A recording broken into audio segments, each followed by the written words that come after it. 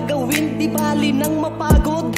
Basta para sa'yo anak, itutuloy ang kayod. Wala akong ibang pangarap, maihaon ka sa hirap. Mapagtapos ng pag-aaral kaya nagsusumikap.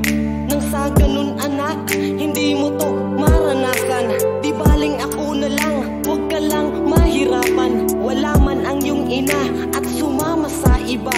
Lalakasan ko ang loob pagkat andito ka. Habang ako ay nabubuhay, walang pwedeng umape. Ipagtatanggol kita sa mga nang aape. Ako ang iyong sandalan, hindi ka pababayaan. Ipaglalaban kita, humantong man sa patayan.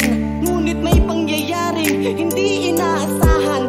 Kinuha ka ng iyong ina nang wala man lang kadahilanan. Anong aking kasalanan? Bakit kailangan pagdaanan? Nilayo ka sa akin nang wala man lang paalam. Ikaw lang ang buhay ko, sa'yo lang umikot ang mundo. Kailangan pa ba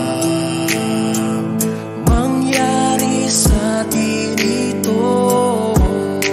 Ikaw at ako ay magkalayo. Ilang taong nangungulila, ilang taong nagtitiis. Kausap ang sarili habang ako'y naiinis. Sinisisi ang sarili kung andun sana ako. Di sana mangyayari to, naging pabaya ako. Pero anak, pangako, hahanapin kita. Mag-iipon si papa para lang makuha ka. Pero alam mo ba anak, palagi kitang naaalala. Sa trabaho anak, lagi kitang binibida. Ngunit di ko maiwasan, biglang pumatak ang luha. Sa tuwing nakikita ko ang paborito mong manika. Kaya lalo akong nagsikap at nag-ipon ng pera. At meron nakapagsabi kung saan ka sa Manila. Agad kitang pinuntahan kung saan ka nakatira. At nung malapit na ako, bigla akong kinabahan. Na para bang may pumipigil sa aking paghakbang. Hanggang sa marating ko na ang iyong tahanan. Bakit ang daming tao? Bakit nag